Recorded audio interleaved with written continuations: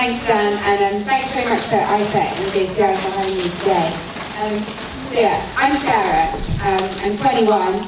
I'm a third-year classics undergraduate at UCL. This is Comedy Bloggedy. I love comedy. I remember I was 15 years old when I first went to a live comedy gig. It was in 2007, and I went with a few friends, and we were too afraid to sit at the front, so we sat right at the back. There's actually a lamppost in that pub, so we were right at the back, and I just remember thinking to myself that it was one of the most amazing things that there was a place where people could go to laugh. And after we went, I started going more regularly, and I went monthly, moving further forward, and then I was going weekly. And by the time I was 18, not only was I going every week, but I was also on the front row. And I remember one week, the promoter said to me that his club was like my second home. That's me with a few of my friends and the promoter. And then when I started university, I wanted to do something that I'd never done before. So I joined the student radio, UCL-SOAS Rare FM, and I wanted to find a way to combine my love of comedy with the radio. So I spent the first year interviewing comedians for the student radio website, and I used to meet them for coffee, usually around Tottenham Court Road or Russell Square, and just talk to them about comedy, or some of the interviews I did via email. And I remember when I was listening back to the audio recordings, I loved listening to it, and I wanted to find a way to broadcast it. And when it came to the AGM at the end of first year, there was no official role for comedy. And I really wanted to make an impact. So I created the position of head of comedy, and then I ran for it, and I was elected. So throughout second year, I was running comedy at the station. But around the end of first year as well, I realised that I had enough content from all the written interviews that I'd been doing to start a blog. And I heard a lot about the power of blogging, but I had no idea where to start. So I thought to myself, what's the most simple and comprehensive guide to starting a blog? So I read this, and it's like highlighted with notes and annotations. I read this when I went on holiday, cover to cover. And then I realised that whilst the blogosphere is important, it's also very important to understand the Twitter sphere, and I had no idea how to use that either. I knew what it was, but I had no idea what was going on with it. So I bought this as well, which is Twitter Tips, Tricks and Tweets. Both of these are probably out of date now, but they were quite useful in just explaining how to use a lot of the programs and what options were available. So then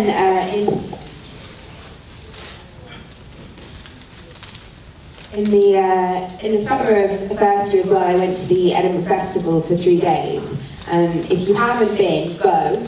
And if you have been, then go again, because it's just one of the most unbelievable things on the planet. It's amazing, and I met a lot of people there, and when I came back from Edinburgh, I wanted to get the blog going, and I was about to start doing my radio show for Rare FM, and also turning that into a podcast. I don't come from a showbiz background. My family are quite funny, but they're not in comedy. So if I was going to connect with the comedy world, I was going to have to do it on my own. So essentially, I just emailed everyone. I emailed reviewers, comedians, sketch groups, promoters, looked at everybody, and I just asked if I could interview them. So then, throughout 2011 and 2012, I was doing my podcast called Humour Me.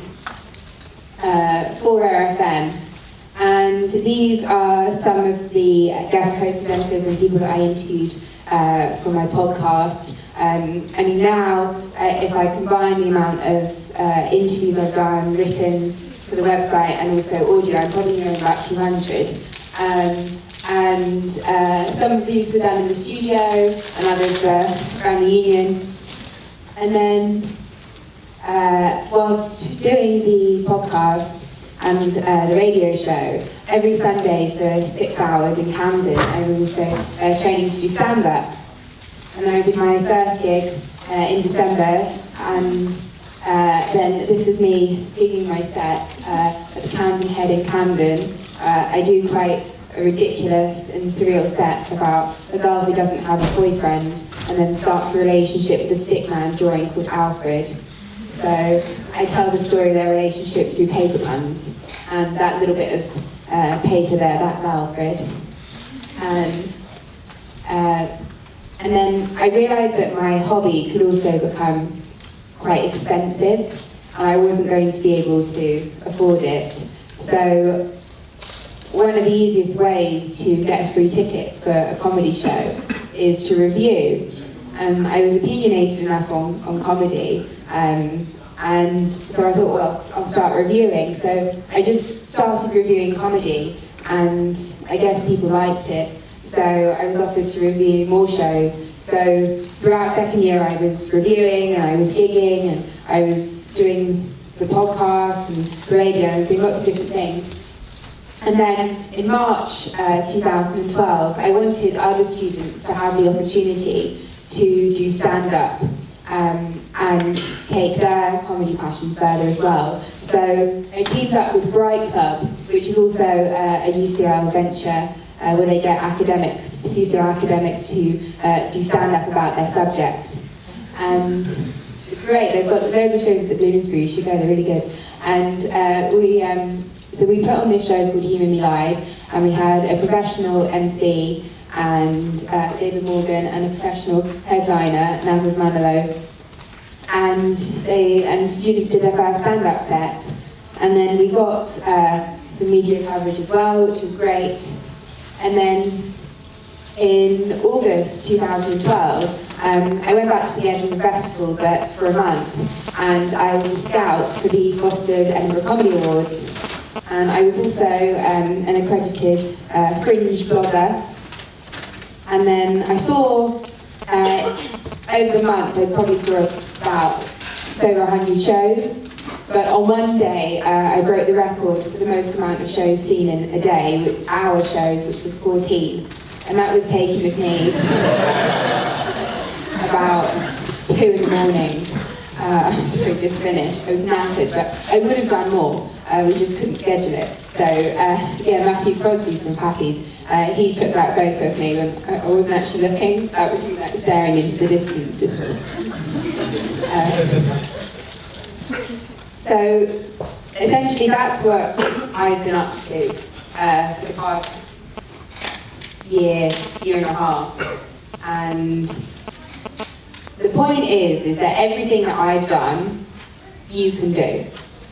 Because it's free to start a WordPress account, and you don't even need to buy the books that I bought. There's plenty of literature online that's for free.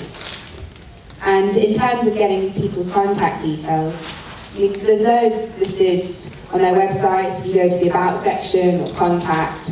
So just send them a cold email, or people who don't have their emails listed, then find a way to meet them. Like for a lot of comedians, I just go up and talk to them at the end of gigs. And the theme for the conference is redefining success.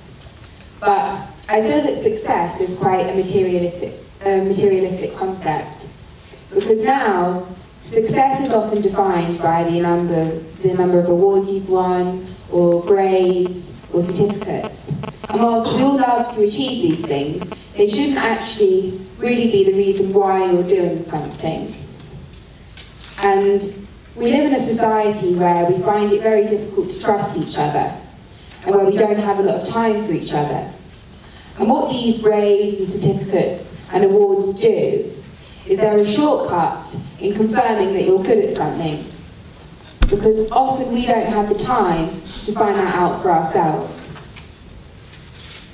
So I don't think that it's necessarily about redefining success. I think it's more about redefining who and what we allow to define our own success.